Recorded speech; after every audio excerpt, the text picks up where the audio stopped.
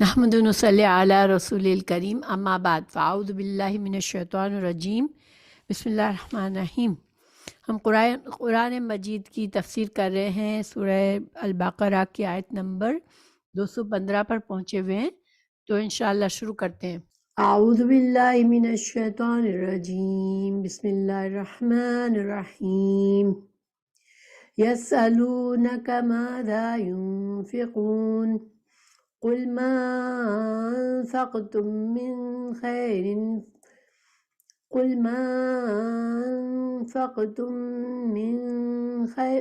خير فللوالدين والأقربين واليتامى والمساكين وابن السبيل ما تفعلوا من خير فإن الله به عليم۔ اس کا ترجمہ ہے، آپ سے پوچھتے ہیں کہ وہ کیا خرچ کریں، یعنی کہ نفلی صدقات میں کیا چیز خرچ کریں، کیسے خرچ کریں۔ آپ کہہ دیجئے جو مال تم خرچ کرو وہ ماں باپ کے لیے ہے، رشتہ داروں اور یتیموں اور مسکینوں اور مسافروں کے لیے ہے، اور تم جو کچھ بھلائی کرو گے اللہ تعالیٰ کو اس کا علم ہے۔ تو یہاں پر یہ آیات زکوٰۃ کے بارے میں نہیں ہے بلکہ نفلی صدقات کے بارے میں ہے۔ صحابہ کرام کو پتہ چلا کہ ہمیں انفاق فی سبیل اللہ، نفلی صدقات ہمیں کرنے ہیں، یہ اجر و ثواب کا کام ہے، اللہ سے قربت کا ذریعہ ہے، تو انہوں نے پوچھا کہ ہم کو کیا خرچ کرنا چاہیے، مطلب یہ کہ کیا ہم اپنے ضرورت سے زیادہ جتنی بھی چیزیں وہ سب خرچ کر لیں یا تھوڑا خرچ کریں یا کیا چیز خرچ کریں۔ تو اللہ سبحانہ تعالیٰ نے خود اس بات کا جواب فرما دیا، اور نہ صرف یہ بتایا کہ کیا خرچ کرنا ہے بلکہ کن پر خرچ کرنا ہے، ان نفلی صدقات کو کن معاشرے کے کن افراد پر خرچ کرنا ہے وہ بھی بتا دیا۔ تو اب اس کو ہم اس روشنی میں اس آیت کو سمجھتے ہیں۔ یسألونکا، یسألونکا یہ فعل مضارع ہے۔ یسألو وہ سوال کرتے ہیں، سین حمزہ لام، ہم اردو میں بھی سوال کا لفظ استعمال کرتے ہیں، اسی روٹ ورڈ سے ہوتا ہے، تو سوال کرتے ہیں آپ سے، وہ سوال کرتے ہیں آپ سے، یسألونا وہ سوال کرتے ہیں کا آپ سے، یعنی کہ صحابہ کرام رسول اللہ صلی اللہ علیہ وسلم سے سوال کرتے ہیں، ماں کیا، ذا کچھ، کیا کچھ، ينفقون وہ خرچ کریں، قل آپ کہہ دیجئے، اللہ سبحانہ تعالیٰ فرماتے ہیں آپ کہہ دیجئے، ماں جو بھی، انفقتم خرچ کرو تم، من سے، خیرن مال سے، فللوالدین تو للوالدین، لام زیر لی، لیے، اس کا مطلب ہوتا ہے لیے، الوالدین والدین، ہم والدین کا لفظ جانتے ہیں، ماں باپ، اور ماں باپ میں جو ہے ہمیشہ نانی نانا دادی دادا یہ بھی آ جاتے ہیں، ٹھیک ہے، تو والدین کے لیے ہے، والاقربین اور قرابت داروں کے لیے ہے، اور قرابت دار میں بہن بھائی ہیں، اور اس کے بعد جو بھی جیسے رشتے دور کے آتے چلے جاتے ہیں، تو جو سب سے قریب رشتہ ہوتا ہے وہ پہلے، اس کا حق سب سے زیادہ، اور پھر اسی طرح جتنا جتنا رشتہ دور کا ہوتا جاتا ہے اتنا حق کم، تو بہن بھائی ہیں، پھر چچا چچی، چچا ہیں، ماموں ہیں، اسی طرح سے کزنس ہیں، جو بھی رشتہ داروں میں جو ضرورت مند نظر آئے جس کو بھی ہم دے سکتے ہیں، تو ان کا حق کیا ہے، والدین کا سب سے بڑا حق ہے، سب سے پہلا حق والدین کا، اس کے بعد رشتہ داروں کا شروع ہوتا ہے، بہن بھائی اور پھر اور رشتہ دار، والیتاما اور یتیموں کے لیے، والمساکین اور مسکینوں کے لیے، وابن السبیل مسکین وہ ہوتا ہے جس کے پاس تھوڑا بہت مال ہوتا بھی ہے لیکن اس کی ضروریات جو ضروریات زندگی ہے وہ پوری نہیں ہو پاتی اس سے، تو وہ مسکین کہلاتا ہے۔ وابن السبیل اور بیٹا، ابن کا مطلب ہوتا ہے بیٹا، السبیل راستہ، راستے کا بیٹا کا مطلب ہے مسافر. یہ مسافر کے لیے اس لیے راستے کا بیٹا کہا جاتا ہے کہ وہ راستے میں ہوتا ہے. اب دیکھیں اللہ سبحانہ تعالیٰ نے ایک سوال تھا کہ ہم کیا چیز خرچ کریں، یعنی کہ ہمارے پاس کیا اپنی ضروریات پوری کرنے کے بعد کچھ مال بچ جائے تو وہ سارا خرچ کر دیں یا اس میں سے تھوڑا سا خرچ کریں یا کیا کریں. تو اللہ سبحانہ تعالیٰ نے نہ صرف اس بات کا جواب دیا بلکہ یہاں پر کس انداز میں کس پر خرچ کرو وہ بھی بتا دیا. تو سب سے پہلے ماذا ينفقون، تو قل ما انفقتم، ما جو ہے اللہ سبحانہ تعالیٰ نے فرمایا جو، یعنی کہ طریقہ کیا ہے اسلام میں کہ انسان چاہے دیکھیں پیچھے ہمیں سکھایا گیا کہ ہم اللہ سے دنیا اور آخرت کی خیر مانگے، ربنا آتنا فی الدنیا حسنۃ وفی الآخرۃ حسنۃ وقنا عذاب النار. تو اسلام میں ہم جب اللہ سے کشادہ رزق مانگتے ہیں، مال کی دعا کرتے ہیں تو اس میں کوئی برائی نہیں ہے. دنیا کی خیر بھلائی مانگتے ہیں اس میں کوئی برائی نہیں ہے. مال کمانے میں بھی کوئی برائی نہیں ہے، مال کو کچھ حصہ جمع کرنے میں بھی برائی نہیں ہے. تو اسی وجہ سے اللہ سبحانہ تعالیٰ نے فرما دیا کہ جو بھی تم خرچ کرو، یعنی کہ انسان کے اوپر چھوڑ دیا کہ ٹھیک ہے تمہارا جو دل چاہے خرچ کرو. تو گویا اسلام ہمیں اعتدال کا راستہ سکھاتا ہے کہ ہم اچھی طرح خود کی ضروریات بھی پوری کریں اپنے مال میں سے، اگر کچھ سیونگ بھی کریں آئندہ کے لیے، اور کچھ ہم جو ہے وہ اپنی جو اپنے مال میں سے نکال کے کچھ صدقہ بھی کرے. مطلب یہ کہ انسان ایک بیلنس رکھے زندگی میں، سارے مال کو پکڑ کر نہ بیٹھے، کیونکہ انسان کے مال میں دوسروں کا حق رکھا ہے اللہ نے. معاشرے کی جو ضرورت مند لوگ ہیں اور اپنے رشتہ دار قریبی لوگوں کا حق ہوتا ہے ہمارے مال میں. تو ہمیں بالکل ہر چیز کو پکڑ کر بخیل بن کے نہیں رہنا ہے، بلکہ خرچ کرنا ہے. اور کیسے کرنا ہے؟ اور خیر یہاں پر مال کو خیر کہا تو خیر کے ویسے تو اور بھی معنی ہے. خیر جو ہے وہ بہتر کے معنی میں آتا ہے، بھلائی کے معنی میں آتا ہے، نیکی کے معنی میں آتا ہے، نیک کام کرنا، پسندیدہ چیز کو بھی خیر کہتے ہیں، شر کی ضد ہے. ٹھیک ہے، تو خیر جو ہے وہ مال کے لیے بھی اللہ تعالیٰ نے قرآن میں اور جگہ بھی استعمال کیا ہے. اللہ تعالیٰ نے فرمایا ان ترکا خیرن الوصیۃ، جب تم میں سے کسی پر موت کا وقت آ جائے اور اگر کچھ مال چھوڑ جانے والا ہو تو پھر وہ وصیت لکھے. تو مال کو قرآن میں خیر بھی کہا ہے. تو خیر میں بہت سی چیزیں آ جاتی ہیں. ٹھیک، اب جو بھی خیر یعنی جو بھی اللہ کا دیا ہوا مال میں سے تم جو بھی خرچ کرو، مگر کیسے خرچ کرنا ہے؟ سب سے پہلا حق کس کا ہے؟ والدین کا ہے. ٹھیک ہے، والدین اگر فائنانشلی صحیح ہو، ان کو ضرورت نہ بھی ہو، تب بھی انسان اگر والدین پر خرچ کرتا ہے تو والدین کی دعاؤں کا والدین کو خوش کرتا ہے اس سے، تو وہ بھی اس کے لیے اچھا ہے. اگر والدین غریب ہیں، افورڈ نہیں کر سکتے، اپنے ضرورت مند ہیں، اگر ایسے میں اگر انسان والدین پر نہ خرچ کرے تو وہ پھر بہت برا کر رہا ہوتا ہے، کیونکہ والدین کا حق ہوتا ہے اولاد پر. تو پھر تو ضروری ہو جاتا ہے کہ والدین پر خرچ کرے. ٹھیک ہے، اگر ضرورت مند ہوتے ہیں والدین اور خرچ نہیں کرتا تو یہ پھر اللہ کی نافرمانی میں سے آ جاتا ہے. کیونکہ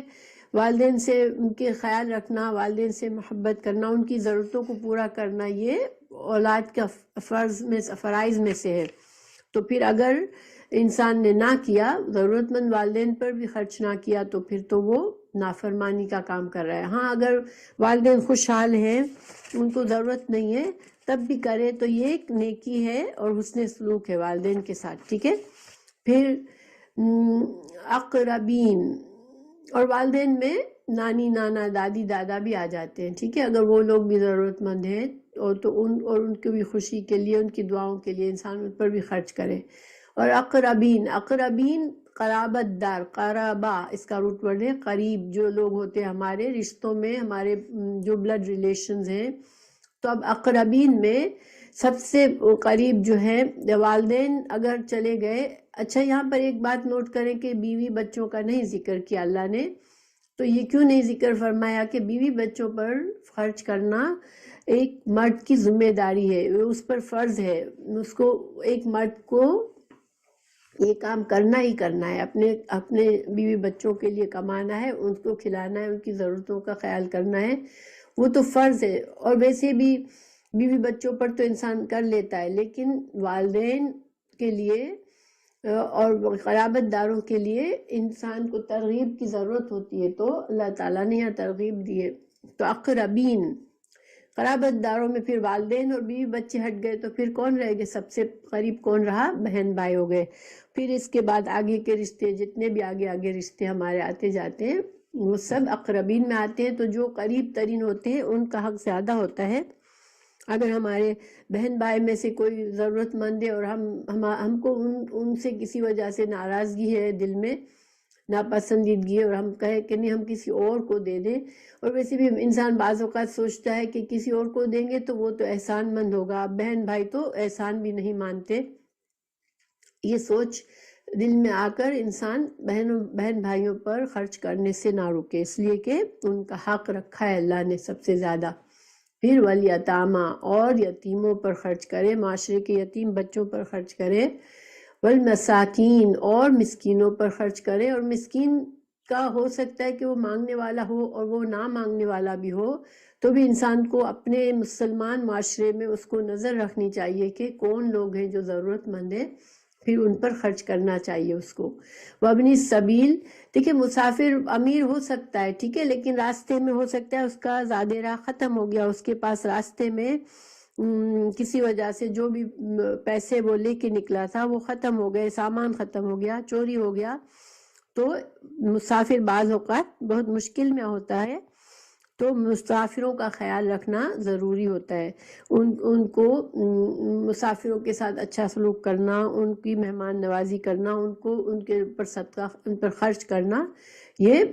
اللہ سبحانہ تعالیٰ نے ہمیں بتایا ہے. تو وما تفعلوا, پھر آگے اللہ تعالیٰ نے فرمایا اور جو بھی, اور ماں جو ہوتا ہے نا وہ وسعت والا ہوتا ہے, یعنی جو بھی چھوٹی چیز یا بڑی چیز ٹھیک ہے, تو جو بھی تفعلوا تم کرو گے من خیر نیکی میں سے, یہاں خیر نیکی کے معنی میں ٹھیک ہے, پہلے خیر کس معنی میں تھا؟ مال کے معنی میں. تو جو بھی خیر میں سے تم کرو گے, جو بھی نیکی کا کام کرو گے, فإن اللہ, تو بے شک اللہ تعالیٰ, بہی علیم, اللہ جاننے والا ہے. اللہ سبحانہ وتعالیٰ ہر چیز کا علم رکھتے ہیں. تو اگر ہم نے ایک راستے سے پتھر ہٹا دیا کہ شاید پتھر سے کسی کو ٹھوکر نہ لگ جائے, کوئی نقصان دہ چیز پڑی ہے راستے میں, اس کو بھی ہٹا لیا, تو وہ بھی اللہ سبحانہ تعالیٰ کے نزدیک نیکی ہے. تو کوئی بھی چھوٹی سے چھوٹی نیکی کسی غم زدہ انسان کو تسلی دے دی, کسی کو مسکرا کر کسی کو سلام کیا, ویلکم کیا, اور کسی آنے والے کو, تو اس کو بھی خوشی ہوتی ہے کہ ہم کو اچھی طرح سے ریسیو کیا گیا. تو یعنی کہ ایسی چھوٹی چھوٹی باتیں بھی جن کو ہم بہت بڑی چیز نہیں سمجھتے, مگر اللہ سبحانہ تعالیٰ ان کو جانتا ہے. تو انسان کو ایون ہم گھر میں, اگر ہم اپنے فیملی کے لیے گھر میں کھانا بنا رہے ہیں, اگر ہم اچھی خوش دلی سے بنائیں اور یہ سوچے کہ میں یہ محنت کر رہی ہوں, اپنے گھر والوں کی خدمت کر رہی ہوں, تو اللہ تعالیٰ مجھ سے خوش ہوگا, اللہ مجھے اجر دے گا, تو یہ بھی ہمارے لیے اجر و ثواب کا سبب بن جاتا ہے. تو انسان کو ہمیشہ اس کانشیسلی کام کرنے چاہیے کہ چھوٹے چھوٹے بھی کام کریں نیکی کے, اور اللہ سے اچھی امید رکھے کہ اللہ سبحانہ تعالیٰ مجھ سے خوش ہوں گے اور مجھے اللہ تعالیٰ اس کا اجر دیں گے. تو اللہ سبحانہ تعالیٰ نے یہاں پر ہمیں فرمایا کہ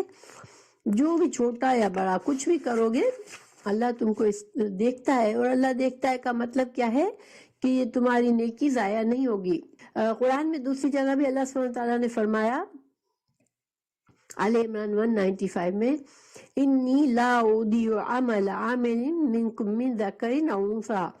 آل عمران 195 میں اللہ سبحانہ تعالیٰ نے فرمایا کہ مرد ہو یا عورت, میں کسی کی محنت کو ضائع نہیں کرتا, مانی میں اس کو اجر دیتا ہوں. نیکی انسان کرتا ہے, محنت کرتا ہے, اور دیکھیں خیر جو ہے مال ہی ضروری نہیں ہے، انسان اپنے علم سے مدد کرے، اپنے قوت سے مدد کرے، اپنے حسن سلوک سے مدد کرے. اگر اس کے اللہ نے اس کو ایک پوزیشن دی ہے جس سے اس کا کچھ اثر و رسوخ ہے معاشرے میں، اور اس کے ذریعے وہ کسی کی مدد کرتا ہے، تو یہ ساری چیزیں خیر میں ہیں. ٹھیک ہے، تو اللہ تعالیٰ فرماتے ہیں کہ مرد اور عورت کچھ بھی محنت کرتے ہیں اچھے کام کے لیے تو اللہ تعالیٰ اس کو ضائع نہیں کرتا. پھر دوسری جگہ اللہ تعالیٰ نے فرمایا الزلزلہ، سورہ الزلزلہ 7 میں، فَمَن يَعْمَلْ مِثْقَالَ ذَرَّةٍ خَيْرًا يَرَهُ، کہ کوئی ایک ذرہ برابر بھی نیکی کرے گا اسے روز قیامت اپنے میزان عمل میں دیکھ لے گا. گویا ہمارا ایک ایک عمل لکھا جاتا ہے، اور جب ہم اپنا میزان دیکھیں گے تو بہت سی چیزیں ہم نے کبھی سوچی بھی نہیں ہوگی، اس کا کئی گنا اجر و ثواب ہمارے لیے ہوگا. اور اسی طرح ظاہری بات ہے کہ اس کا اپوزٹ بھی ہے کہ انسان کے گناہ بھی دیکھے جاتے ہیں، تو انسان کو ہمیشہ کانشیسلی رہنا چاہیے اور اللہ سے اچھی امیدیں کر کے رہنا چاہیے اور کوشش کرتے رہنا چاہیے. یہ نہ سوچے میرے پاس تو اتنا مال نہیں ہے تو میں کیا کروں. صدقہ نیت پر ہوتا ہے. انسان کی نیت کسی کے لیے کچھ اچھا کرنے کی ہے تو اللہ سبحانہ تعالیٰ چھوٹی سے چھوٹی بھی بھلائی، چھوٹے سے چھوٹے مال خرچ کیا، چھوٹے سے چھوٹی نیکی کی، اللہ تعالیٰ اس کا بہت بڑا اجر دے سکتا ہے. تو پھر اگلی آیت ہے کتیبہ، فرض کیا گیا، علیکم، تم پر، القتال، جنگ کرنا، وہوا، اور حالانکہ وہ، یہ واو حالیہ ہے. ٹھیک ہے، مطلب واو جو ہے اس کا اکثر مطلب اور ہوتا ہے، لیکن بعض اوقات واو حالانکہ حال بتا رہا ہوتا ہے کہ جب یہ کام ہوا تو اس کا حال کیا تھا. اور واو کبھی قسم کے لیے بھی آتا ہے. ٹھیک ہے، واو کے 3 طرح سے استعمال ہوتے ہیں. تو وہوا، یہ واو حالیہ ہے. حالانکہ وہ، کرہن، ناپسندیدہ ہے، لکم، تمہارے لیے. اور یہ وہ سے مطلب قتال، یعنی کہ اللہ سبحانہ تعالیٰ فرما رہے ہیں کہ قتال، جنگ کو اللہ سبحانہ تعالیٰ نے جب فرض کیا تو اللہ تعالیٰ فرما رہے ہیں کہ تمہارے لیے، تم جنگ کو ناپسند کرتے ہو حالانکہ، لیکن اللہ نے تم پر فرض کیا ہے جنگ کرنا. دیکھیں جنگ جو ہے ایک دنیا کے شروع سے، جب سے دنیا قائم ہوئی ہے جنگیں ہوتی آئی ہیں لوگوں میں، اور جنگ کے ذریعے، بعض اوقات جنگ کے ذریعے فساد کو ختم کیا جاتا ہے، اور بعض لوگ جو دنیا سے محبت رکھتے ہیں تو وہ جنگ کے ذریعے اپنی قوت کو بڑھاتے ہیں. لیکن جنگ جو ہے ایک زندگی کا حصہ ہے. تو لیکن اسلام میں جنگ جو فرض کی گئی وہ صرف، اسلام میں جو جہاد اور قتال ہے اس کا صرف ایک مقصد ہے کہ دنیا سے فساد کو ختم کیا جائے، ظالم کا ظلم ختم کیا جائے، کفر اور شرک کو ختم کیا جائے، اور اسلام کو سربلند کرنا چاہیے، اور اللہ کے نام کو بلند کرنے کے لیے قتال ہوتا ہے. بس انسان کے اپنے فائدوں کے لیے جنگ، کہ بھئی میری حکومت بڑی ہو جائے، میرا دنیا میں اقتدار بڑا ہو جائے، اس کے لیے، یا مال غنیمت مجھے مل جائے، اس کے لیے جنگ نہیں ہوتی اسلام میں. اسلام کی جنگ جو ہوتی ہے صرف اور صرف اللہ کے دین کی سربلندی کے لیے اور دنیا سے ظلم اور فساد دور کرنے کے لیے ہوتی ہے. تو اللہ تعالیٰ فرما رہے ہیں کہ تم جنگ کو ناپسند کرتے ہو، لیکن اللہ نے تم کو جنگ فرض کی ہے تمہارے اوپر. تو دیکھیں جب شروع اسلام میں، جب مسلمان کمزور تھے تو مکہ میں 13 سال رہے، اللہ تعالیٰ نے جہاد کی ممانعت کی تھی. جہاد اس وقت فرض نہیں ہوا تھا، بلکہ مسلمانوں کو بس یہی ترغیب دی گئی کہ تم اپنے دین کو فالو کرتے رہو صبر کے ساتھ، اور بس اللہ پر اچھی امید رکھو، اور جو بھی ان کے ساتھ جو بھی مشکلات ہوئی، مشرکین مکہ نے ان کو بہت سخت اذیتیں دی، بہت تکلیفیں دی، یہاں تک کہ ان کے جان اور مال کا خطرہ ہو گیا. وہ اپنی جان بچا کر اور مال کی قربانی دے کر انہوں نے مکہ کو چھوڑ دیا، مدینہ آ گئے. اب مدینہ میں آنے کے بعد مسلمانوں کی ایک چھوٹی سی ریاست بن گئی اور مسلمانوں کی تعداد بھی بڑھ گئی. اور یہ جنگ بدر کے قریب، جب جنگ بدر ہونے والی تھی اس وقت مسلمان کچھ پہلے سے کافی مضبوط ہو گئے تھے، کیونکہ اب ان کا اپنی جگہ تھی، ان کے اوپر ظلم کرنے والا ہے، ان کے شہر میں نہیں رہ رہے تھے وہ، اور ان کے پاس کچھ مالی جنگی سامان بھی ہو چکا تھا۔ اب اس وقت اللہ سبحانہ تعالیٰ نے جہاد کو فرض کیا، کیونکہ دیکھیں مکہ کو تو فتح کرنا تھا، اللہ کے دین کو غالب کرنا تھا۔ رسول اللہ صلی اللہ علیہ وسلم کا مشن بھی یہی تھا کہ جزیرہ عرب میں پوری طرح سے اللہ کے دین کو غالب کر دیں اور وہاں سے شرک اور کفر کو نکال دے۔ تو جنگ کے بغیر تو یہ کام نہیں ہوتے، کیونکہ اللہ تعالیٰ تو چاہے تو اپنے معجزے سے سب کر دے، لیکن اللہ تعالیٰ اپنے دین میں اسباب سے کام کرتا ہے، اور اللہ نے اس کے لیے صحابہ کرام کو جنگ کا حکم دیا کہ یہ قربانی تم کو دینی ہے، یہ کام تم کو کرنا ہے، اور اللہ کی مدد تمہارے ساتھ ہوگی۔ تو بہرحال یہاں پر اللہ تعالیٰ ایک ترغیب دے رہے کہ حالانکہ تم جنگ کو پسند نہیں کرتے ہو، کیونکہ جنگ میں دیکھیں جنگ ایک اچھی چیز نہیں ہوتی ہے، اس میں انسان کو بہت نقصان بھی ہوتا ہے، تکلیفوں سے گزرنا پڑتا ہے، دشمنوں اپنی جان کو خطرے میں ڈالنا ہوتا ہے۔ تو یہ ظاہری بات ہے کہ انسان خطرات اور مشکلات اور یہ جان کو اپنے خطرے میں ڈالنا، یہ چیزیں تو انسان کسی کو بھی پسند نہیں آتی۔ تو اللہ سبحانہ تعالیٰ نے فرمایا کہ ہاں تم لوگوں کو تم کو جنگ پسند نہیں ہے، مگر تم پر اللہ نے فرض کیا ہے۔ اور کیوں فرض کیا تھا کہ اب تم کو چھوٹی سی مسلمان کی ابھی تو ریاست تھی، مدینے میں ایک چھوٹے علاقے میں ان کی حکومت ہو گئی تھی، لیکن ابھی تو ان کو پورا جزیرہ عرب فتح کرنا تھا، خانہ کعبہ کو دشمنوں سے نکالنا کے غلبے سے نکالنا تھا، خانہ کعبہ سے بتوں کو ختم کرنا تھا۔ تو وہ تو اس کے لیے قتال مست تھا، اس لیے اللہ تعالیٰ نے اس زمانے میں جنگ اور جہاد اور ہجرت کو فرض کیا تھا۔ یعنی جب رسول اللہ صلی اللہ علیہ وسلم مدینہ آ گئے تو اس زمانے میں جو بھی مسلمان ہوتا تھا اور وہ مدینہ میں نہیں ہوتا تھا تو اس کے لیے مدینہ ہجرت کرنا فرض تھا۔ کیوں؟ کیونکہ مدینہ سے باہر کفر کے ماحول میں مسلمانوں کو بہت خطرہ تھا، اور وہ مسلمان ہو کر بھی اسلام نہ تو دین کو سیکھ بھی نہیں سکتا تھا، نہ دین پر عمل کر سکتا تھا۔ تو اس وجہ سے جہاد اور ہجرت دونوں چیزیں اس وقت فرض تھی۔ تو اللہ تعالیٰ فرما رہے ہیں کہ وَعَسَىٰ، اور امید ہے۔ عَسَىٰ جو ہے نا، لفظ عَسَىٰ اس کے دونوں طرح سے معنی ہوتے ہیں، امید بھی اور خوف بھی۔ جب کوئی اچھی چیز کی انسان کو خواہش ہوتی ہے تو عَسَىٰ جو ہے وہ اس کا مطلب ہوتا ہے، عَسَىٰ امید کے لیے آتا ہے۔ محبوب چیز کی جیسے خواہش ہوتی ہے تو انسان سوچتا ہے مجھے امید ہے مجھے یہ ملے گی، ٹھیک ہے، تو یہ امید ہوتی ہے۔ لیکن انسان کو اگر کسی چیز کا خطرہ ہوتا ہے تو وہ کہتا ہے کہ مجھے خوف ہے کہ یہ ہو جائے گا، تو اس وقت بھی عَسَىٰ ہی کا لفظ استعمال ہوتا ہے، ٹھیک ہے۔ تو اللہ سبحانہ تعالیٰ یہاں پر فرما رہے ہیں کہ عَسَىٰ ہو سکتا ہے، یہ ایسا ہو سکتا ہے کہ تکرہو، کہ تم ناپسند کرو، کراہت سے ہے، کراہت اردو میں بھی بولتے ہیں نا، تم ناپسند کرو شیئن، کسی چیز کو، وہوا، مگر وہ، اور وہ خیر لکم، وہ بہتر ہو تمہارے لیے، وعسیٰ، اور یہ امید ہے، ان، یہ کہ تحبو، تم پسند کرو کسی چیز کو، شیئن، کسی چیز کو، وہوا، مگر وہ شر لکم، وہ تمہارے لیے بری ہو۔ کیوں ایسا ہوتا ہے؟ دیکھیں انسان کی جو خواہشات ہوتی ہے، انسان کی نیڈز ہوتی ہے، ضرورت ہوتی ہے، وہ اس کے حالات کے مطابق ہوتے ہیں۔ ابھی آج مجھے اس چیز کی ضرورت ہے، آج مجھے اس چیز کی خواہش ہے، مگر ہمیں انسان کو اللہ نے غیب کا علم نہیں دیا ہے، ہم اپنا فیوچر نہیں جانتے۔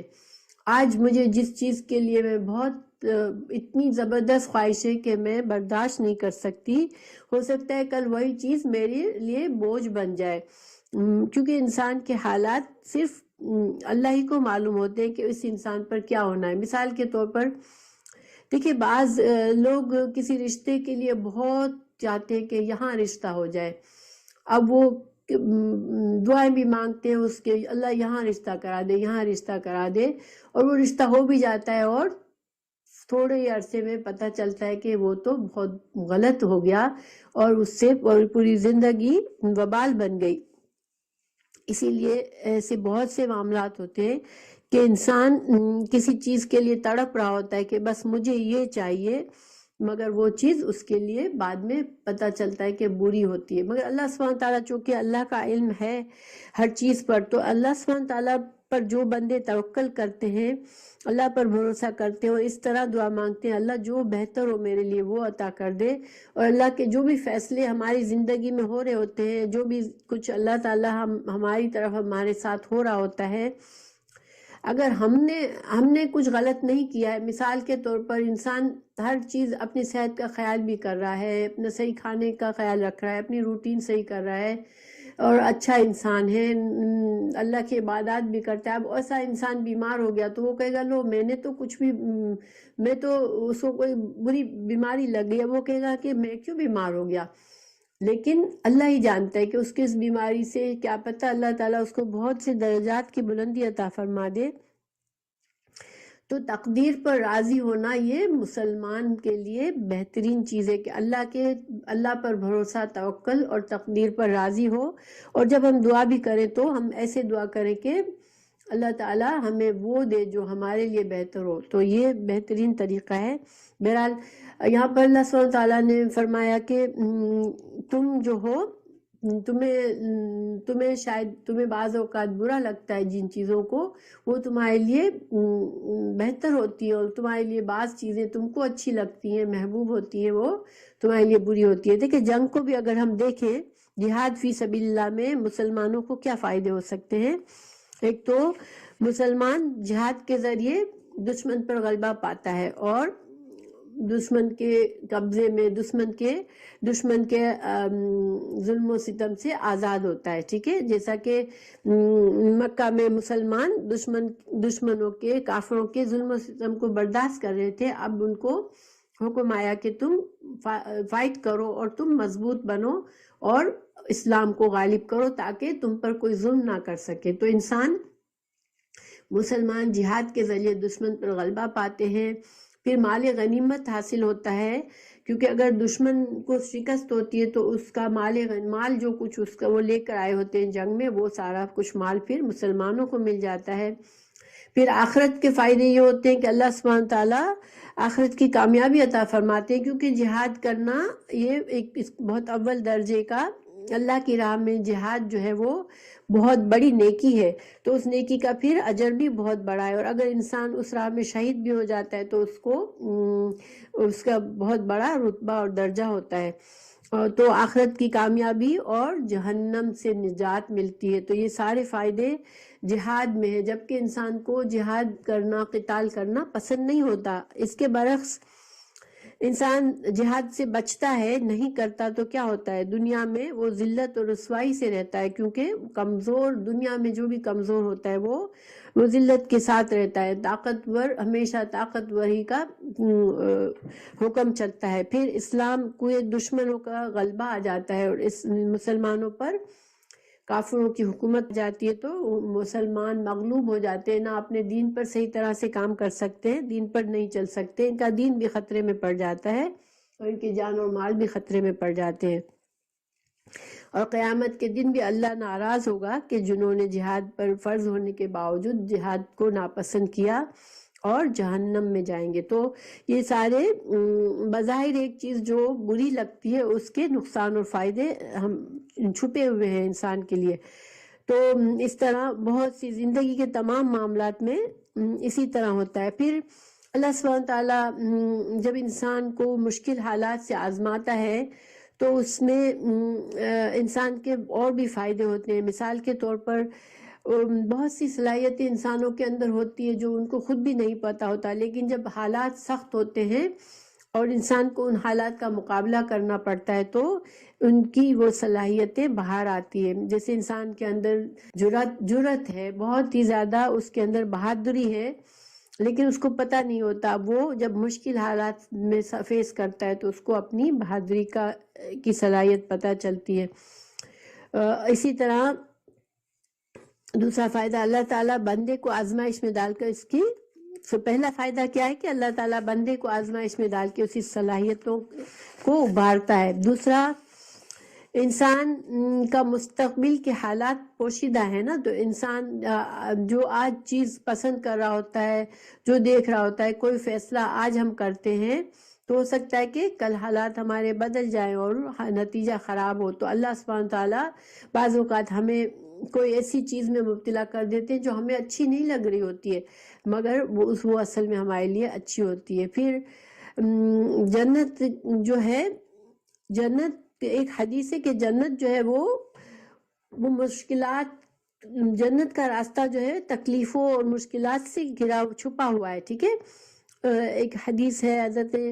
ابو ہریرہ کی ہے، متفق علیہ روایت ہے کہ رسول اللہ صلی اللہ علیہ وسلم نے فرمایا، جہنم کا راستہ خواہشات سے ڈھانپ دیا گیا ہے اور جنت کو ناگوار چیزوں سے ڈھاکا گیا ہے۔ گویا کہ اگر انسان کو اس دنیا میں اس خیال سے وہ زندگی گزارے کہ مجھے جنت چاہیے، مجھے جنت کی خواہش ہے، تو اسے یہ یاد رکھنا چاہیے کہ جنت جو ہے وہ اس کے لیے کوشش اور محنت اور نفس پر، انسان کو اپنے نفس پر قابو کر کے چلنا ہے، کیونکہ جنت جو ہے وہ ایسی ناگوار چیزوں سے، جو نفس پر انسان کے بوجھل ہوتی ہے، ان چیزوں سے جنت کے راستے کو چھپایا گیا ہے۔ تو اس کا کیا مطلب ہے؟ دیکھیے، ایک انسان کو، مسلمان کو صاف ستھری زندگی گزارنی ہوتی ہے، اسے اپنے آپ کو شریعت کا پابند بنا کے رہنا ہوتا ہے، تو اب بہت سی چیزیں ایسی ہوتی ہیں جو انسان کو اچھی لگتی ہے اور وہ شریعت کے خلاف ہوتی ہے۔ جیسے مشرکین ہوتے ہیں، مشرکین کو دیکھتے ہیں کہ وہ ان کو جو دل چاہتا ہے وہ کرتے ہیں، وہ صرف اپنی خواہشات کے مطابق چلتے ہیں، جبکہ اس کے مقابلے میں مسلمان جو ہے وہ صرف اپنی خواہش کے مطابق نہیں چلتا، بلکہ وہ دیکھتا ہے کہ میری خواہش جو ہے وہ اللہ تعالیٰ کی مرضی کے مطابق بھی ہے یا اللہ تعالیٰ کو ناراض کرنے والی ہے۔ تو اس وجہ سے جنت کا راستہ ایسا ہے کہ جو بظاہر مشکل ہے لیکن اس کا انجام اچھا ہے، اور جہنم کا راستہ دنیا میں انسان اپنی منمانی سے رہتا ہے، جو اس کا دل چاہتا ہے وہ کرتا ہے، کیونکہ اس انسان کی آخرت کی طرف دھیان ہی نہیں ہوتی، تو وہ دنیا کے مزے ہی لوٹ رہا ہوتا ہے، لیکن ان کا انجام برا ہوتا ہے۔ تو اگر انسان صرف آسانی چاہے گا دنیا میں تو وہ جہنم کے راستے پر پڑ سکتا ہے، لیکن انسان کو اگر اللہ کی طرف سے مشکلات آ رہی ہے تو اس کو سمجھنا چاہیے کہ اس میں میرے لیے جنت کا راستہ ہے۔ اللہ سبحانہ تعالیٰ نے یہاں پر ویسے ہمیں ایک جنرل اصول بھی ہے کہ ہمیں پتہ چلتا ہے اس ایک اصول کے انسان کو اللہ سبحانہ تعالیٰ کا علم جو ہے سب سے بڑا ہے، تو انسان کو اللہ پر توکل کرنا چاہیے اور جو کچھ اپنی تقدیر میں ہے اس پر اسے صبر کرنا چاہیے اور اللہ سے اچھی امید کرنی چاہیے۔ ایک اور اچھی بات یہ ہے کہ انسان استخارہ پڑھ لیا کرے۔ جب بعض اوقات ہم کوئی فیصلہ کرنا چاہ رہے ہیں، کوئی ارادہ کرنا چاہ رہے ہیں، کوئی کام کرنا چاہ رہے ہیں، تو ہم استخارہ کر کے کریں۔ استخارہ 2 رکعت نفل کے بعد دعا ہوتی ہے، استخارہ کی مسنون دعا، اس میں دعا کریں کہ اللہ یہ کام میں کرنے جا رہا ہوں، تو اس میں اگر یہ کام اس میں کوئی میرے لیے شر ہے تو مجھے اس کام سے روک دینا، اور اس میں جو خیر اور بھلائی ہے تو مجھے اچھی طرح سے اس کام کو کرا دینا۔ تو یہ بھی ایک اچھی عادت ہے، انسان ایک تو اللہ پر توکل کرے اور دوسرا استخارہ کر کے کام کرے، اور دعا کرے تو ہمیشہ ایسے کرے کہ اللہ یہ چیز مجھے خواہش ہے، مگر جو میرے لیے حق میں اگر بہتر ہو تو یہ کام تو کرا دے مجھے، ٹھیک ہے۔ اللہ کی رہنمائی ہمیشہ مانگنی چاہیے، اس لیے کہ انسان کو خود کو خیر اور شر میں بہت زیادہ کنفیوژن ہو سکتا ہے، مغالطہ ہو سکتا ہے، کیونکہ ایک تو ہماری علم کم ہے، ہمیں مستقبل کا علم نہیں ہے، دوسرا ہمارا نفس جو ہے وہ جلد باز ہے، ہم کو ہمیشہ جلدی چاہیے ہوتی ہے چیزیں، اور جو بظاہر فوراً اچھی لگی وہ چاہیے ہوتی ہے، لیکن انسان کو جو ہے وہ اللہ سے رہنمائی طلب کرنی چاہیے۔ تو یہ ہماری یہ والی آیت ہے انشاءاللہ۔ پھر واللہ یعلم، اللہ جانتا ہے اور تم وانتم لا تعلمون، اور تم نہیں جانتے ہو۔ اللہ سبحانہ تعالیٰ نے ہمیں بتا دیا کہ سارا علم تو اللہ کے پاس ہے، تو ہم کو اللہ پر بھروسہ کرنا چاہیے۔ پھر آگے ہے یسألونکا، وہ سوال کرتے ہیں ان سے الشہر الحرام، حرمت والے مہینے کے بارے میں۔ اور حرمت والے مہینے 4 ہیں اسلام میں جو شروع سے چلے آ رہے ہیں۔ اللہ سبحانہ تعالیٰ نے جب سے زمین و آسمان بنائے، جب سے اللہ نے 4 مہینوں کو حرمت والا بنایا ہے۔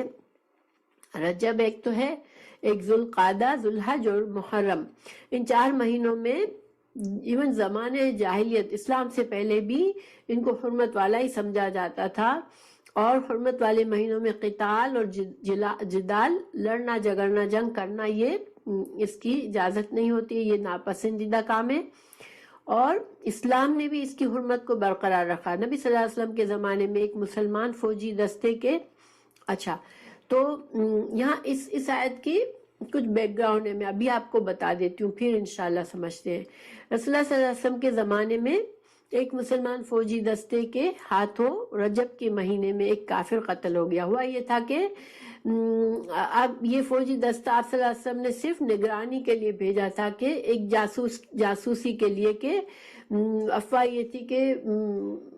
مکہ کے کافر جو ہے، مکہ کے مشرک، وہ جنگ کی تیاری کر رہے ہیں، تو آپ صلی اللہ علیہ وسلم نے یہ ان لوگوں کو مکہ کے قریب بھیجا تھا، ایک چھوٹے سے دستے کو، کہ تم دیکھو کہ ان کے کیا تیاریاں ہیں، کیا ہو رہا ہے۔ اب ان سے غلطی سے ایک آدمی قتل ہو گیا، وہ رجب کی 1 تاریخ، یعنی کہ رات ہوئی تو اگلا مہینہ شروع ہو جاتا ہے نا سورج غروب ہونے کے بعد، تو ان کو مغالطہ ہوا کہ ابھی رجب شروع نہیں ہوا، اور انہوں نے یہ مدبھیڑ ہوئی کسی قافلے سے ان کی، اور ایک آدمی کافر کو مار دیا، اور کچھ ان کو مال غنیمت بھی ان کو ملا۔ تو اب وہ چیزیں لے کے جب رسول اللہ صلی اللہ علیہ وسلم کے پاس پہنچے، تو آپ صلی اللہ علیہ وسلم ناراض ہوئے، بولے کہ میں نے تم کو صرف حفاظت کے لیے بھیجا تھا، خبر لانے کے لیے بھیجا تھا، تم اس جنگ میں کیوں پڑ گئے؟ تو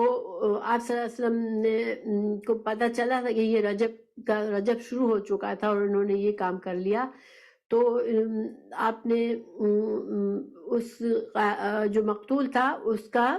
اس کی دیت بھی دے دی، اور یہ جو مال غنیمت آیا تھا وہ بھی واپس کر دیا۔ مگر قریش کو موقع مل گیا، جو مشرکین تھے مکہ کے، ان کو ایک موقع مل گیا مسلمانوں پر تنقید کرنے کے لیے۔ انہوں نے بڑا واویلا کر دیا کہ مسلمان تو حرام مہینے کی بھی پابندی نہیں کرتے، احترام نہیں کرتے، اور یہ رجب کے مہینے میں انہوں نے ہمارے آدمی کو قتل کر دیا اور جنگ کی۔ اب مسلمان بھی پریشان ہو گئے، کہ جن سے یہ کام ہوا تھا وہ بھی پریشان، بڑے ندامت میں پڑ گئے کہ یہ کیا ہو گیا، ہم سے بڑی بھول ہو گئی، کیونکہ حرام مہینوں میں تو مسلمانوں کو بھی اجازت نہیں تھی، کیونکہ یہ اللہ سبحانہ تعالیٰ کا ہی شروع سے قانون چل رہا تھا، حضرت ابراہیم کے زمانے سے بھی یہی سب کو پتا تھا۔ تو جب انہوں نے بہت شور شرابہ کیا، مشرکین نے مسلمانوں کے خلاف پروپیگنڈا کیا کہ مسلمانوں نے ایسا کام کیا، ایسا کیا، ایسا کیا ہے، بڑا بدنام کرنے کی کوشش کی، اللہ سبحانہ تعالیٰ نے یہ آیت نازل فرمائی کہ تم جو اتنا شور کر رہے ہو، تو تم اپنے تو جرائم کو دیکھو کہ تم کیا کرتے ہو۔ مسلمانوں سے اگر غلطی ہوئی، حالانکہ حرام مہینوں کی حرمت تو ہے، اللہ نے منع فرمایا ہے اس میں قتال کرنا، لیکن مسلمانوں سے اگر ایک غلطی ہوئی تو تم نے اتنا شور مچایا، اور تم خود تو جان بوجھ کر حرام مہینوں میں کیا کیا جرائم کرتے ہو، تو اللہ تعالیٰ نے اس آیت میں ان کو ان کے جرائم بتائے، اور ان کو بتایا کہ تم جو فتنہ کرتے ہو وہ اس قتل سے کہیں بڑا گناہ ہے۔ تو اب ہم اس روشنی میں اس آیت کو سمجھتے ہیں۔ یسألونکا، وہ سوال کرتے ہیں، عن شہر الحرام، وہ شہر حرام یعنی حرمت والے مہینوں کے بارے میں سوال کرتے ہیں، قتال فیہ، اس میں جنگ کرنا، ٹھیک ہے۔ تو صحابہ کرام پوچھ رہے ہیں کہ قتال، جنگ، حرام مہینوں میں قتال کا کیا حکم ہے، یعنی اب یہ گناہ تو ہو گیا ہم سے، اب اس کا کیا حکم ہے؟ تو اللہ سبحانہ تعالیٰ فرمانے، قل، کہہ دیجئے، قتال، جنگ کرنا، فیہ، اس میں، کبیر، بہت بڑا ہے، بہت بڑا گناہ ہے، وصد، اور روکنا۔ اب اللہ تعالیٰ مشرکین کے جرائم بتا رہے ہیں کہ یہ جو کچھ کر رہے ہیں وہ بڑے زیادہ بڑے گناہ ہیں. صدن روکنا، عن سبیل اللہ اللہ کے راستے سے، وکفرم اور کفر کرنا بھی اللہ کا ساتھ، والمسجد الحرام اور مسجد حرام میں، وَإِخْرَاجُ اور نکالنا، اہلہ اس کے رہنے والوں کو، منہ اس سے، اکبر زیادہ بڑا گناہ ہے، عند اللہ اللہ کے نزدیک. اللہ تعالیٰ نے فرمایا چونکہ یہ مشرکین اتنا پروپیگنڈا کر رہے تھے مسلمانوں کے خلاف اس قتل پر، تو اللہ تعالیٰ فرما رہے ہیں کہ یہ جو مشرکین ہیں وہ اللہ کے راستے سے لوگوں کو روکتے ہیں. جب لوگ مسلمان ہوتے ہیں تو وہ ان پر ظلم و ستم کرتے ہیں، ان کو فورس کرتے ہیں کہ واپس کافر بنو. تو یہ اللہ کے راستے سے لوگوں کو روکتے ہیں، اور وہ اللہ سے خود بھی کفر کرتے ہیں، اور وہ مسجد حرام میں بھی کفر کا کام کرتے ہیں. آپ کو پتہ ہے کہ خانہ کعبہ میں انہوں نے بت رکھے ہوئے تھے اور بتوں کی پوجا کرتے تھے اللہ کے گھر کے اندر. پھر اخراج اہلہ اور مکہ والوں کو انہوں نے نکالا تھا مکہ سے. مسلمانوں کو اتنا تنگ کیا، اتنی تکلیفیں دی کہ مسلمانوں کو مکہ سے نکلنا پڑا اور ہجرت کر کے مدینہ جانا پڑا. اپنے مال گھر سب چھوڑ کے وہ صرف جان بچا کر مدینہ چلے گئے. تو یہ ان کے ظلم و ستم کی وجہ سے تھا. تو اللہ سبحانہ وتعالیٰ فرما رہے ہیں کہ ان کے تو گناہ تم دیکھو کتنے بڑے بڑے گناہ ہیں، اور یہ اللہ کے نزدیک بہت بڑے گناہ ہیں جو انہوں نے کیے. اور پھر اللہ تعالیٰ فرما رہے ہیں والفتنہ اور فتنہ اکبر زیادہ بڑا گناہ ہے، فتنہ زیادہ بڑا گناہ ہے، من القتل قتل سے زیادہ بڑا گناہ تو فتنہ ہے. اب فتنہ یہاں پر کس چیز کو کہا گیا؟ فتنہ ان کا کیا تھا کہ وہ ان کا جو سنگ دلانہ اذیتیں، جو انہوں نے تکلیفیں، جو کفاروں نے، جو مشرکین نے مسلمانوں کو سخت اذیتیں دی، تکلیفیں دی، صرف اس لیے کہ انہوں نے اللہ کو ایک مانا اور اسلام لے آئے. تو انہوں نے ان کو اسلام سے پھیرنے کے لیے مجبور کیا. پھر یہ جو فتنہ ہے، انہوں نے بلد حرام میں سے حرمت اس کی حرمت کو پامال کیا، یعنی کہ اللہ کے گھر میں انہوں نے شرک کیا، اور اس گھر میں مسلمانوں کو عبادت کا حق تھا، مسلمانوں کو وہاں سے نکال دیا اور مسلمانوں کو اذیتیں دی، ان کے جان و مال کو خطرے میں ڈالا. تو پھر یہ جو ہے اللہ سبحانہ تعالیٰ اس کو فتنہ کہہ رہے ہیں کہ یہ جو ان کا فتنہ ہے یہ زیادہ بڑا سنگین ہے قتل سے. پھر اللہ تعالیٰ فرمانے وَلَا يَزَالُونَ، اور لا یزالون کا مطلب ہوتا ہے ہمیشہ، ٹھیک ہے، ہمیشہ رہیں گے. یقاتلونکم، یہ تم سے جنگ کرتے رہیں گے ہمیشہ، یعنی یہ جو مشرکین ہیں، جو اسلام کے دشمن ہیں، وہ تم سے ہمیشہ جنگ کرتے رہیں گے. حتیٰ یہاں تک کہ یردوکم، وہ یہاں تک کہ تم کو لوٹا دیں تم کو، عن سے دینکم، تمہارے دین سے. ان اگر استطاعو، اگر ان کی استطاعت ہو، اگر وہ ایسا کر سکتے ہو، تو وہ تو اس در پہ ہے کہ تم کو تمہارے دین سے ہی نکال دے. واقعی میں وہ ہم اگر ہسٹری پڑھیں تو جو مسلمان ہوتا تھا اس کو رسیوں میں جکڑ کے رکھتے تھے، اس کو کھانا پینا نہیں دیتے تھے، اس کو مارتے پیٹتے تھے کہ تم اسلام سے باز آ جاؤ. تو مگر اللہ سبحانہ تعالیٰ نے ان جو مسلمان اس وقت ہوئے ان کو اتنا ثابت قدمی دی تھی اسلام پر کہ انہوں نے تمام اذیتیں برداشت کی، لیکن اسلام کو نہیں چھوڑا. حضرت بلال کا آپ لوگوں کو سب کو پتا ہوگا کہ حضرت بلال غلام تھے، تو ان کا آقا ان کو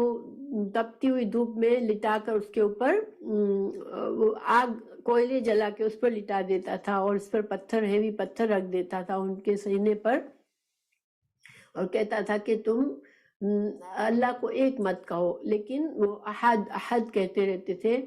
اللہ سبحانہ تعالیٰ نے ان کو اتنا حوصلہ دیا تھا، اتنی ثابت قدمی دی تھی. تو اللہ تعالیٰ فرما رہے کہ وہ تو چاہتے ہیں کہ تم ارتاد کرو، تم مرتد ہو جاؤ. مرتد کا مطلب ہوتا ہے ایک بار اسلام قبول کر کے پھر سے کافر بن جانا. تو اللہ تعالیٰ فرما رہے کہ اگر ان کے ہاتھ میں ہوتا تو وہ تم کو کافر بنا دیتے دوبارہ. لیکن مسلمانوں کو تنبیہ ہے یہاں پر کہ ومن جو یرتدد، اگر کوئی پھر گیا یعنی اسلام میں آنے کے بعد پھر کافر بن گیا، منکم تم میں سے، عن دین ہی اپنے دین سے، فیمت پھر وہ مر جائے، اسی کفر کی حالت میں وہ مر جائے، وہو کافرن کافر ہی ہے، تو کیا ہوگا؟ فاولئک تو یہی لوگ حبطت ضائع ہو گئے، اعمالہم ان کے اعمال، فی دنیا میں اور آخرت میں، وَأُولَٰئِکَ اور یہی لوگ اصحاب النار اور آگ میں جائیں گے، ہم فیہا اور اس میں ہی ہم خالدون ہمیشہ رہیں گے۔ اللہ تعالیٰ نے یہاں مرتد کی سزا بتائی کہ مرتد اگر کوئی ہو گیا، دین سے پھر گیا، تو پھر اس نے جو بھی اسلام کی حالت میں نیک کام کیے ہوں گے وہ ضائع ہو جائیں گے اگر وہ کفر کی حالت میں ہی مر گیا۔ ہاں اگر وہ توبہ کر لے، پھر سے مسلمان ہو جائے تو دوسری بات ہے، کیونکہ اسلام لانے پر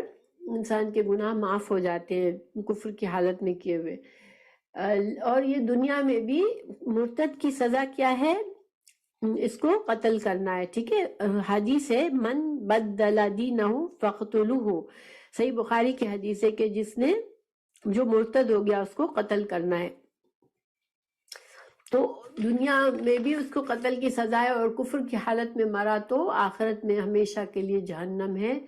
تو اللہ سبحانہ تعالیٰ دین پر استقامت عطا کرے تمام مسلمانوں کو، کیونکہ مرتد کی سزا موت ہے دنیا میں بھی، اور اگر کفر کی حالت میں مرا تو آخرت میں بھی جہنم ہے۔ ان الذین بے شک وہ لوگ، آمنو جو ایمان لائے، والذین اور وہ لوگ ہاجروا جنہوں نے ہجرت کی، وجاہدوا اور انہوں نے جہاد کیا، فی سبیل اللہ اللہ کے راستے میں، اولئک یہی لوگ، یرجونا وہ امید رکھتے ہیں، رحمت اللہ اللہ کی رحمت کی، واللہ اور اللہ تعالی غفور بخشنے والا ہے، رحیم رحم فرمانے والا ہے۔ تو جو مرتد ہوئے ان کا انجام بتا کے اب اللہ تعالیٰ ان کے بارے میں بتا رہے جو کہ ثابت قدم رہے اسلام پر، اور اسلام کے دشمنوں نے جب ان کو جینا مشکل کر دیا تو انہوں نے مکہ سے ہجرت کر کے مدینہ چلے گئے، اور انہوں نے جب اللہ نے جہاد کا حکم دیا تو انہوں نے جہاد کیا۔ تو ایسے لوگ کیا ہیں؟ ان کے لیے ان کو امید ہے اللہ سے رحمت کی، ٹھیک ہے؟ تو ان کے لیے اللہ تعالیٰ کی رحمت ہے، اور اللہ سبحانہ تعالیٰ غفور رحیم ہے۔ اللہ سبحانہ تعالیٰ ایسے لوگوں سے جو مسٹیکس ہوں گی، چھوٹے موٹے گناہ ہوں گے، سب اللہ معاف فرما دے گا۔ اللہ رحیم ہے، رحم فرمانے والا ہے۔ تو پھر یہاں پر دونوں کا بتا دیا کہ جو